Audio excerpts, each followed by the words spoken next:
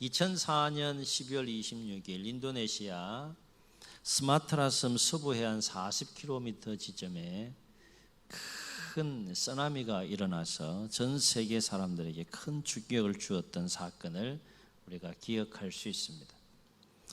바다 밑에서 올라온 강도 9.3 지진으로 인하여서 동남아시아 곳곳에 많은 사람과 건물들이 순식간에 사라지는 일들이 생겼고요. 평안한 그 대낮에 갑작스럽게 밀려온 쓰나미로 인하여서 30만 명이 사망하게 되고 5만 명 이상의 실종자가 생기고 169만 명 이상의 난민이 발생한 엄청난 쓰나미의 사건입니다. 그 엄청난 쓰나미가 일어난 그 사건의 현장 속에 놀랍게도 바다 밑에서 스쿠버 다이빙을 하던 사람들은 모두가 살아남았다라고 해요. 더구나 가장 깊은 바닷속에 있던 사람일수록 더욱 안전했다라고 합니다. 심지어 쓰나미가 일어났는지조차도 알지 못한 채 유유히 또 밖으로 걸어 나온 사람들도 있었다라고 하는 것이죠. 이런 스쿠버 다이빙을 하는 사람들에게는 상식이라고 합니다. 저는 한 번도 해보진 않았는데 예화를 읽고 나니까 한번 기회가 되면 해보고 싶은 마음도 있어요. 큰 파도가 뛰놀고 산화한 물이 바다를 통째로 흔들어 놓을 때 산소 마스크를 하고 바닷속 깊은 곳으로 내려가면 그곳에서 가장 고요하고 안전한 피난처를 만날 수 있다라고 하는 것입니다. 예화에서 우리가 주목할 것은 뭔가 하면 큰 위기와 어려움을 만났을 때 피난처가 어디인지 알고 그 피난처로 피할 줄 아는 것은 정말로 중요한 일이다라고 하는 것이죠. 그 큰 위험과 또 어려움으로부터 안전하게 보호받을 수 있는 피난처가 어디인지 아는 것뿐만 아니라 그 피난처에 피할 줄 아는 것, 참 중요한 일인 것이죠. 그래야 위기와 어려움 중에도 우리 안전할 수 있기 때문에 그렇습니다. 오늘 우리가 읽은 시편 46편의 역사적인 배경은 정확히는 알 수 없지만 시편에 담겨있는 내용을 감안해 보게 되면 그 역사적인 배경을 히스기야 왕 시대 때에 당시 최강대국이었던 아수르 제국의 사네립 왕이 남유다를 침공함으로 예루살렘 성을 애워싼 가운데 위협하는 그 역사적인 배경으로 한 시로 그렇게 추정을 합니다. 아수르의 이 사네립 왕이 남유다 히스기야 왕 때 예루살렘을 침공한 이 이야기는 열왕기하 18장과 19장에 자세히 기록되어져 있는데요. 이번 한 주간에 시간을 내셔서 꼭 그 장을 읽어보시면 또 은혜가 되리라 생각합니다. 열왕기하 18장과 19장에 보게 되면 당시 아수르는 최강대국이었고 유다는 아주 작은 나라에 불과했기 때문에 아수르 왕 사네립의 침공은 실로 유다에게 무시무시한 그런 공포였다라고 하는 것이죠. 그래서 이러한 아수르의 엄청난 그 침공에 대한 그 위협의 상황을 오늘 시편 2절로 3절에 비유적으로 좀 과장법을 써서 그렇게 표현하고 노래하고 있는 것을 보게 되는데, 땅과 바다의 경계가 허물어짐으로 땅이 변하고 엄청난 일이 일어나는 거죠. 또 견고함의 상징이라 할 수 있는 산이 흔들려 바다에 빠지고, 여러분 산 흔들리는 거 보셨습니까? 산이 흔들려 가지고 바다에 빠지는 일이 생기고, 그리고 바닷물이 폭풍에 솟구쳐서 땅을 덮치는 엄청난 공포와 혼돈의 상황과 같은 그러한 상황이 마치 그와 같은 상황이 지금 예루살렘에 놓여 있는 상황이었다라고 하는 거예요. 그러나 비록 이러한 극도의 위협과 환난 가운데서도 하나님이 피난처가 되어 주시면 참으로 놀라운 삶을 살게 된다라고 하는 것인데요.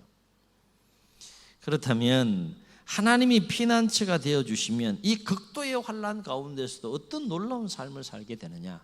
오늘 시편 46편에서 노래하고 있는 시인의 고백과 노래를 통해서 우리가 하나님이 피난처가 되어주실 때 어떤 놀라운 삶을 살게 되는지를 발견할 수 있는데, 첫째는 하나님이 피난처가 되어주시면 어떤 환난 중에서도 두려워하지 않고 극히 강하고 담대한 삶을 살게 된다는 거예요. 아멘. 산이 흔들려서 바다에 빠지고 바다와 땅의 경계가 무너져서 땅이 변하는 일들이 일어나고 바닷물이 솟구쳐서 땅을 뒤엎을 만한 그런 엄청난 일들이 일어나는 극한의 위협과 위기와 상황 속에 놓인다 할지라도 하나님이 피난처가 되어주시면, 한번 따라해 보시겠습니다. 하나님이 피난처가 되어주시면, 이게 참 중요한 건데요, 하나님이 피난처가 되어주시면 두렵지가 않다는 거예요. 오히려 극히 강하고 담대한 마음을 갖게 된다는, 이게 신비로운 일인 거죠. 사람이 극한 공포 상황 속에 두려워할 수밖에 없는 코너에 몰려 있음에도 불구하고 두려움이 없다, 이거는 상식적으로 이해할 수 없는 겁니다. 경험을 통해서만 깨달아질 수 있는 것인 거죠. 하나님이 피난처가 되어주시면 그와 같은 놀라운 삶을 살게 된다는 거예요. 그래서 시인은 이와 관련해서 2절과 3절에서 어떻게 노래했습니까? 그러므로 땅이 변하든지 산이 흔들려 바다에 빠지든지 바닷물이 솟아나서 뛰놀든지 그것이 넘침으로 말미암아 산이 흔들릴지라도, 한번 따라해 보겠습니다. 우리는 두려워하지 아니하리로다. 얼마나 놀라운 고백이고 얼마나 놀라운 노래입니까? 우리는 두려워하지 않는데, 극도의 위협 속에서도 두려워하지 않을 수 있고 오히려 강하고 담대한 마음을 가지고 그 상황을 헤쳐나갈 수 있는 힘은, 비결은 하나님이 피난처가 되어주시면 가능한 일이라는 거예요. 아멘.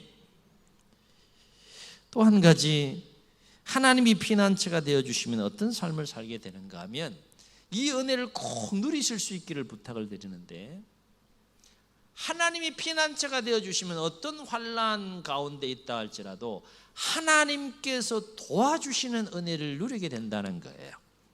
아멘. 이것 참 놀라운 은혜인데, 하나님이 도우시면 어떻게 됩니까? 감당할 수 있어요, 없어요? 감당할 수 있는 거예요. 창세기부터 계시록의 역사를 보게 되면 이런 이야기로 충만하게 가득 차 있는 것을 보게 돼요. 상식적으로 말도 안 되는 상황이에요.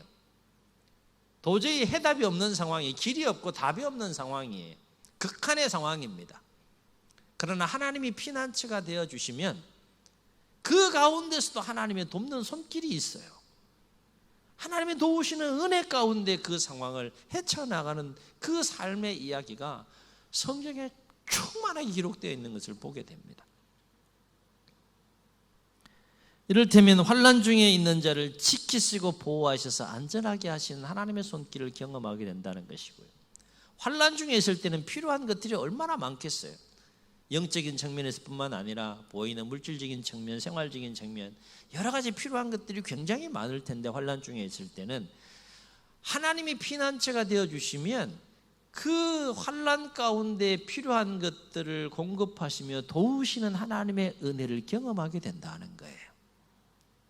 그래서 시인은 환난 중에 도우신 하나님의 은혜에 대해서 뭐라고 고백하는가 하면 1절을 보세요.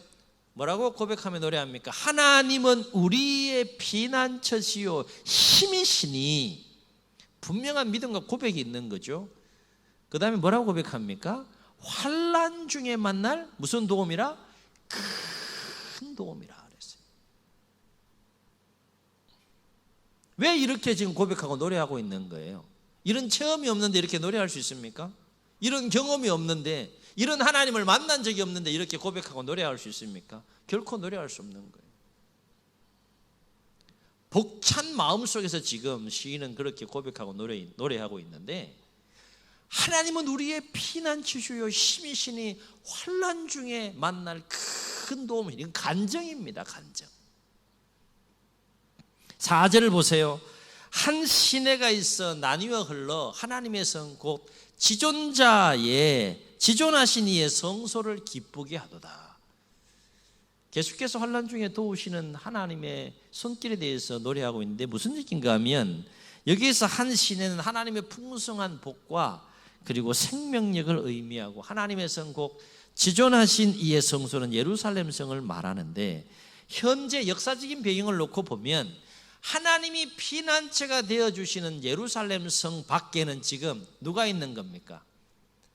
최강대국인 아수르 대군이 지금 예루살렘 성을 포위하면서 위협하고 있는, 투항해라, 항복해라, 계속해서 위협하고 있는 공포의 상황으로 몰고 가고 있는 그 상황 속에 있지만, 정작 하나님이 피난처가 되어주시는 예루살렘 성 안에는 어떤 일이 있는가 하면, 하나님의 풍성한 복과 생명력이 임하여 흘러넘침으로 기쁨이 있다는 거예요. 아멘. 원래 아수르 대군이 난공불락의 이 예루살렘 성을 포위할 때에는 어떤 전략으로 포위하는가 하면, 예루살렘 성 안에 있는 식량과 식수를 고갈시킬 수 있는 그 방법으로 그렇게 성을 포위하게 된 건데요. 그러나 하나님께서 피난처가 되어 주심으로 예루살렘 성 안에 작은 샘인 실로아에서 물이 솟아나 시내를 이루어 흐르게 함으로 예루살렘 성을 적시고 그 가람 속에 있는 백성들의 그 갈증을 해소해 주셨다라고 하는 측면에 그 신앙 고백이 담겨 있는 노래라고 할 수 있겠습니다. 그러니까 아수르의 포위에도 불구하고 성 안에는 하나님께서 돕는 손길 속에 실로아에서 구원의 샘물이 솟아나므로 목마름이 없었다라고 하는 거예요. 놀라운 일인 거죠. 계속해서 5절을 보세요. 하나님이 그 성 중에 계시며, 성이 어떻게 됐다는 겁니까? 흔들리지 아니할 것이라 새벽에 하나님이 도우시리로다. 그렇게 고백하며 노래합니다. 여기에서 하나님이 성이 흔들리지 아니한다는 것은 피난처가 되어주시는 하나님의 도우심 속에서 성이 아무리 강력한 적들의 침략을 받는다 할지라도 무너지지 않고 견고하며 그 안은 안전하다라는 것을 노래하는 것이고, 새벽에 하나님이 도우신다, 우리 이 유명한 표현을 우리가 잘 알고 있는데, 이 새벽에 하나님이 도우신다는 것은 어떤 의미가 담겨 있는가 하면, 새벽이라는 그 시간대는 하루 시간 중에 어느 시간대입니까? 여전히 밤이에요. 끝나지 않은 밤이지만 이제 곧 밤이 끝나고 아침이 시작되는 때, 그때가 바로 시간적으로 새벽 타임인 것이죠. 그래서 새벽이 지나고 나면 동이 터서 어둠을 몰아내는 빛이 임함으로 또 새로운 그 하루의 삶이 시작되는 것과 마찬가지로, 하나님이 지금 예루살렘 성에 임한 밤과 같은 엄청나게 큰 환난을 물리치시고 아침의 햇빛처럼 생명력이 넘치는 구원과 승리를 주실 것이다라고 하는 신앙 고백적인 노래가 새벽에 하나님이 도우시리로다 라고 하는 의미라는 거예요. 실제로 역사적인 배경이 되고 있는 히스기야 왕 시대 때에 아수르가 침공해서 예루살렘 성을 포위했을 때, 하나님께서 새벽에 어떤 일을 행하시는가 하면 하나님의 사자를 보내서요 치시는데, 그 현장에 있었던 그 대군의 수가 몇 명이었는가 하면 18만 5천 명이 하루아침에 시체가 되는 역사가 일어나요. 별로 여러분 이렇게 놀라지도 않고 믿기지 않는 모양이신데, 제가 성경을 읽어드릴게요. 열왕기하 19장 35절에 보면 그때의 역사적인 상황을 이렇게 기록합니다. 이 밤에 여호와의 사자가 나와서 아수르 진영에서 군사 18만 5천 명을 친지라. 아침에 일찍이 일어나 보니 다 송장이 되었더라 그랬어요. 밤과 아침 사이 새벽 시간이잖아요. 그때 무슨 일이 있었던 겁니까? 놀라운 하나님의 개입의 역사 속에 불과 몇 시간 전까지만 해도 엄청난 공포와 두려움에 휩싸일 수밖에 없는 18만 5천 명이 예루살렘 성을 포위했다고 생각해 보세요. 그 안에 있는 사람들의 마음이 어떤가? 근데 자고 일어났더니 어떤 일이 일어난 겁니까? 다 송장이 돼버린 거야. 송장. 이게 지금 어디에 나오는 이야기라고요? 성경에 나오는 이야기요. 만화 속에 나오는 이야기가 아니라는 거예요. 하나님이 피난처가 되어주시면 이런 일들이 얼마든지 일어날 수 있다는 거죠. 우리는 기적이라고 생각할지 모르지만 하나님에게는 아주 작은 일인 거죠. 일상인 거죠.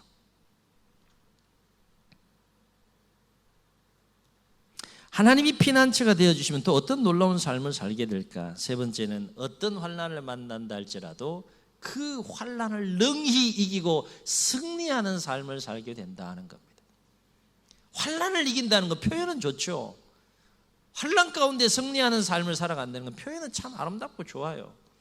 그리고 들리기는 굉장히 은혜스럽게 들릴지 모르겠지만 실제로 어마어마한 환난 가운데서 그 환난을 이겨낸다는 것 쉬운 거 아니잖아요. 그런데 하나님이 피난처가 되어주시면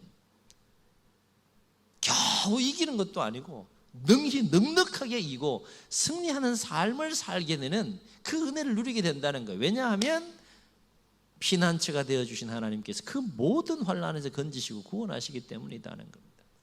아멘. 그래서 시인은 이 부분을 놓치지 않고 오늘 시편에서 노래하고 있는 것을 보게 되는데 6절을 보세요. 뭐라고 노래합니까? 문나라가 떠들며 왕국이 흔들렸더니 왜 그렇다는 거예요? 그가 소리를 내심에 땅이 녹았도다. 무슨 얘기입니까? 문나라 왕국들이 하나님의 백성인 이스라엘 백성들을 침략해 왔을 때 하나님께서 소리를 발하시며 이 시적인 표현인데 다시 말해서 하나님께서 친히 개입하셔서 싸워주심으로 말미암아 문나라 왕국들이 다 패할 수밖에 없었다는 거예요. 18만 5천 명이 하루아침에 송장이 된 것처럼. 그리고 8절과 9절을 봅니다. 우리 함께 읽겠습니다. 시작. 와서 여호와의 행적을 보라. 그가 땅을 황무지로 만드셨도다. 그가 땅끝까지 전쟁을 쉬게 하시며 활을 꺾고 창을 끊으며 수레를 불사르시는도다. 무슨 말입니까? 하나님은 모든 대적을 물리치시고 전쟁을 그치게 하심으로 평화로 세상을 통치하시고 다스리신다는 거예요. 역사의 주관자가 누구냐? 하나님이시다는 거예요. 세계를 경영하시는 자가 누구냐? 하나님이시라는 겁니다. 수요일마다 우리 다니엘서를 묵상해 가고 있는데 역사의 주관자가 되시고 세계를 경영해 가시는 그 하나님의 주권 아래 모든 나라가 있는 것이고 세워졌다가 무너지고 무너졌다 세워지는 역사를 거듭해 가고 있는 것이고 왕들이 세워지고 패해지고 그 역사를 거듭해 가고 있다는 거예요. 그러나 그 모든 것들을 주관하시는 분이 누구시라는 겁니까? 하나님의 주권 아래 있다는 거예요. 아수르가 아무리 엄청난 대군을 끌고 하나님의 백성들을 포위하여 그렇게 초토화시키려고 하는 그 상황 속에 놓여 있다 할지라도 피난처 되시는 하나님이 개입하시면 어떻게 된다는 겁니까? 황무지로 변해버리고 그 모든 상황이 역전의 상황이 얼마든지 일어날 수 있다는 것이죠. 그래서 하나님이 피난처가 되어주시면 환난 중에 또 한 가지 놀라운 삶을 살게 되는데 그것은 뭔가 하면 하나님께서 주시는 큰 평안을 누리게 된다는 겁니다. 아멘. 아멘. 그렇습니다. 하나님이 피난처가 되어주시면 환난 중에서도 두려워하지 않고 극히 강하고 담대한 삶을 살게 됩니다. 누리실 수 있기를 주의 이름으로 축원합니다. 하나님이 피난처가 되어주시면 비록 환난 중에서도 하나님께서 돕는 손길과 그 은혜를 누리며 살게 된다는 거예요. 하나님께서 피난처가 되어주시면 환난을 능히 이기고 승리하는 삶을 살 뿐만 아니라 나아가서 하나님께 주시는 큰 평안을 누리게 된다는 거예요. 그런데 문제는 하나님은 누구에게 피난처가 되어주시느냐, 이게 관건이잖아요. 하나님이 피난처가 되어주시면 앞에서 우리가 함께 살핀 이 놀라운 삶을 살게 되는데, 과연 그렇다면 하나님은 누구에게 피난처가 되어주시느냐? 사랑하는 성도 여러분, 하나님 누구에게 피난처가 되어주심으로 이 놀라운 삶을 살게 하실까요? 한번 따라해 보시겠습니다. 하나님은 하나님을 피난처로 삼는 자에게, 다시요, 하나님을 피난처로 삼는 자에게 피난처가 되어주신다. 아멘. 아멘. 하나님은 하나님을 피난처로 삼는 자에게 피난처가 되어주신다는 거예요. 그러려면, 하나님을 피난처로 삼으려면 반드시 가져야 될 두 가지 마음이 필요한데, 첫째는 하나님을 인정하는 마음이 있어야 되는 겁니다. 하나님이 나의 피난처입니다, 이걸 선명하게 인정하는 마음이 없으면 결코 하나님을 피난처로 삼을 수가 없는 거예요. 하나님의 하나님됨을 인정하는 마음이 있어야 된다는 거예요. 또 한 가지 가져야 될 마음은 뭔가 하면, 온전히 그 하나님을 의지하는 마음이 있어야 된다는 거예요. 이 두 가지 마음이 없으면 결코 하나님을 피난처로 삼을 수 없다는 겁니다. 여러분, 얼핏 생각해 보면 뭐 하나님을 피난처로 삼는 거 당연한 거 아닙니까?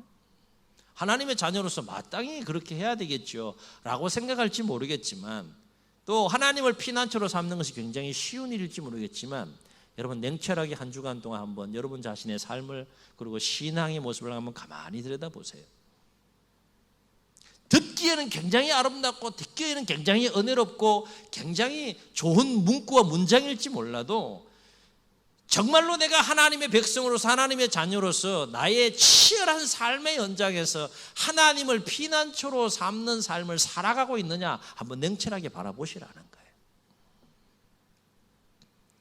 자그마한 상황과 어려움을 만난다 할지라도, 그것이 뭐 어떤 것이든지 간에 두려워하고 근심하고 염려하고 낙심하고 그런 모습으로 내가 삶을 살아간다 그러면, 입술의 고백으로는 내가 하나님을 피난처로 삼습니다 고백할지 몰라도 실질적으로 내가 하나님을 피난처로 삼지 않는 삶을 살아가는 거예요. 한번 돌아보시라.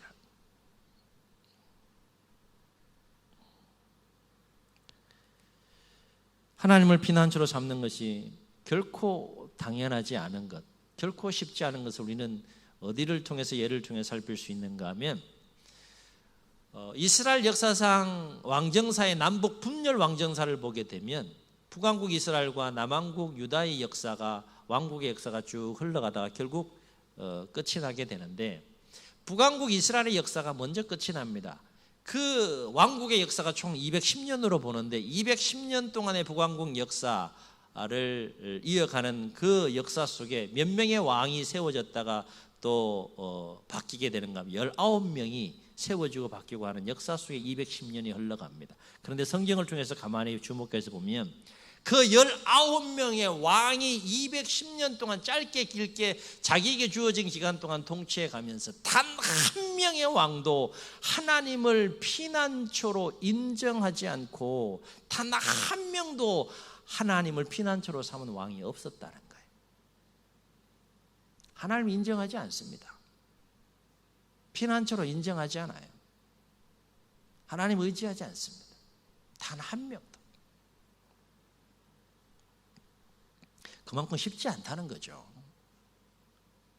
하나님을 피난처로 삼는 게 그만큼 어렵다는 거예요. 대신 그 왕들이 피난처로 삼는 것을 가만히 보면, 하나님을 대신하여 우상을 피난처로 삼는 그들의 모습을 보게 되고요, 사람을 피난처로 삼는 그들의 모습을 보게 되고요, 권력과 돈을 피난처로 삼는 그들의 모습을 보게 되고요, 주변 이웃 나라를 피난처로 삼아서 의지하는 그들의 나라를 보게 됩니다. 그러나 우리가 주목할 건 뭡니까? 그 역사는 210년으로 끝이 난다는 겁니다. 통으로 볼 줄 알아야 되는 거죠. 통으로. 그 상황 속에만 갇혀서 볼 것이 아니라 통으로 보라는 거예요.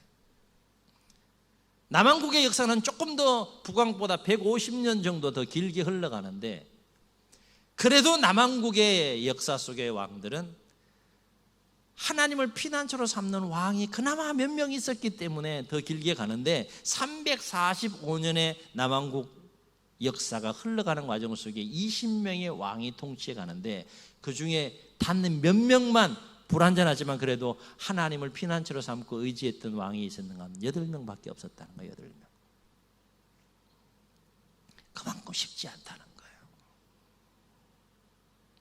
왜 쉽지 않을까? 위기와 환난 가운데에서 당장 눈에 보이는 걸 의지하고 싶은 거죠. 당장 손에 잡히는 것을 피난처로 삼고 싶은 거예요. 하나님 보이지 않잖아요. 보이지 않는 하나님을 피난처로 삼는 것이 그래서 참 힘들고 어려운 일이다라고 하는 거예요. 그러나 분명한 사실은 하나님은 하나님이 피난처 되심을 인정하고 하나님의 하나님됨을 인정하며 의지하면서 하나님을 피난처로 삼는 자에게 피난처가 되어주신다라고 하는 것입니다. 아멘. 이 놀라운 영적인 진리와 비밀을 오늘 깨닫고 터득하며 그렇게 삶을 살아갈 수 있기를 주의 이름으로 축원합니다. 우리는 이러한 진리를 히스기야와 오늘 시편을 통해서도 확인할 수 있는데 앞서 언급했던 것처럼 열왕기하 18장 19장에 보게 되면 그 18만 5천 명 대군의 14여 포위된 가운데 일촉즉발의 풍전등화와 같은 국가의 운명이 엄청난 위기 가운데 있는 상황 속에서 히스기야가 뭘 하는가 하면 그 아수르 제국의 사네립 왕이 투항해라, 너 까불지 말고 빨리 항복해라, 그와 같은 내용이 담긴 편지를 랍사게라고 하는 부하를 통하여서 손에 들고 하나님의 성전으로 갑니다. 밤중에 하나님 성전에 가요. 히스기야가 할 수 있는 게 뭐가 있겠어요? 그 편지를 하나님 앞에 내어놓고 하나님 앞에 간절히 기도합니다. 이 상황에서 우리의 피난처는 하나님 한 분밖에 없습니다. 도와주십시오. 히스기야가 기도해요. 그런데 하나님께서 하나님을 피난처로 삼아 간절히 도움을 구하며 기도하는 그 히스기야의 기도를 들어주세요. 그리고 피난처가 되어주셔서 아침에 일어나니까 18만 5천이 한순간에 송장이 되는 그 놀라운 현장을 보게 됩니다. 여러분, 그 현장에 있다고 생각해 보세요. 마음이 어떻겠습니까? 그리고 오늘 시편 46편 전체 11절로 되어 있는 이 시인의 고백과 노래를 통해서도 하나님은 누구의 피난처가 되어주시는지 우리 선명하게 알 수 있지 않습니까? 1절, 7절, 11절 계속해서 반복해서 고백하며 노래합니다. 만군의 여호와께서 우리와 함께 하시니 야곱의 하나님이 우리의 피난처시로다. 그렇습니다. 하나님은 하나님 이 피난처 되심을 선명하게 인정하고 그 하나님의 하나님됨을 인정하며 의지하면서 하나님을 피난처로 삼는 자의 피난처가 되어주시는 줄로 믿습니다. 바로업기는 범사에 하나님을 인정해 드리시고 온전히 의지하며 하나님을 피난처로 삼는 여러분의 삶의 여정 속에 하나님이 여러분의 피난처가 되어주시는 놀라운 은혜와 손길과 또 복을 누리실 수 있기를 주의 이름으로 축원합니다. 축원합니다. 말씀을 기억하시면서 우리 함께 찬양하시고 함께 기도합니다.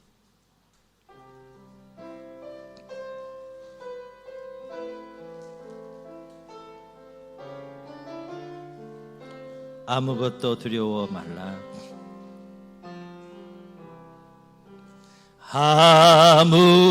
아무것도 두려워 말라. 주 너의 하나님이 지켜주시. 아멘 아멘. 놀라지 마라.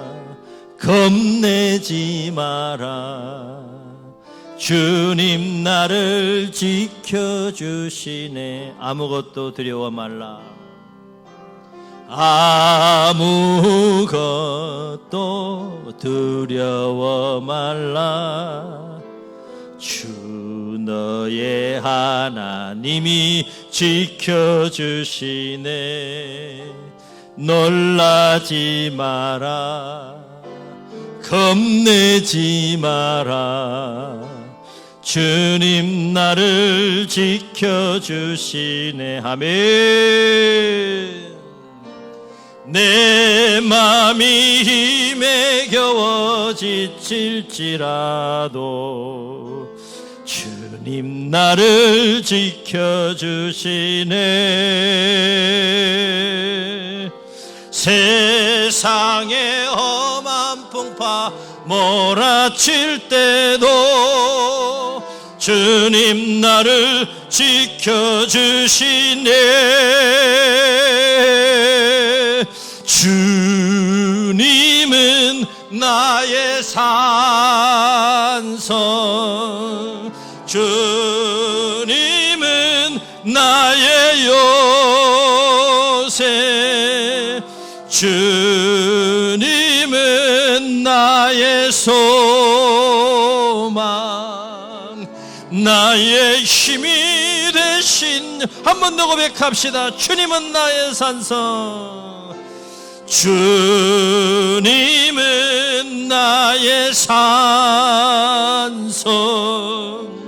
주님은 나의 요새, 주님은 나의 소망,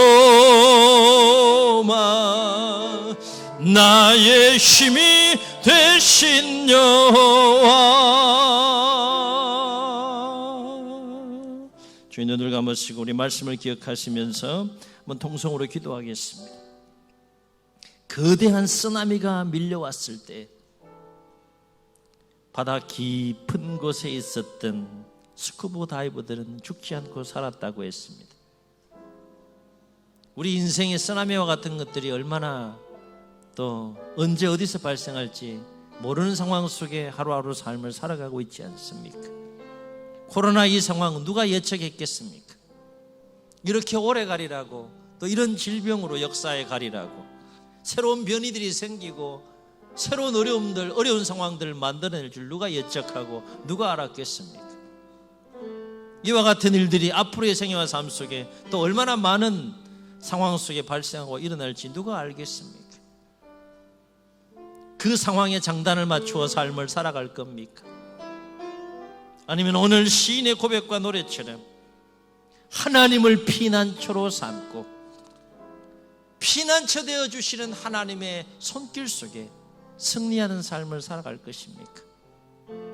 주여, 우리 안에 하나님의 하나님됨을 인정하는 마음과 그 하나님을 의지하는 마음이 우리 가운데 충만케 하셔서 보이지 않지만 능히 모든 환난에서 건지시고 구원하시며 강하고 담대한 마음을 갖게 하시고 승리하게 하시며 평안을 주시는 그 하나님을 피난처로 삼고 남은 생에 승리하는 삶을 살게 도와주옵소서. 하나님은 우리의 피난처시요 힘이시니 환난 중에 만날 큰 도움이시라. 우리의 고백이 되게 하시고 노래가 되게 하시고 삶이 되게 하시고 간증이 되게 하옵소서. 이런 마음 담아서 우리 말씀 기억하시며 주님 세움 부르시고 통성으로 기도합니다. 주여.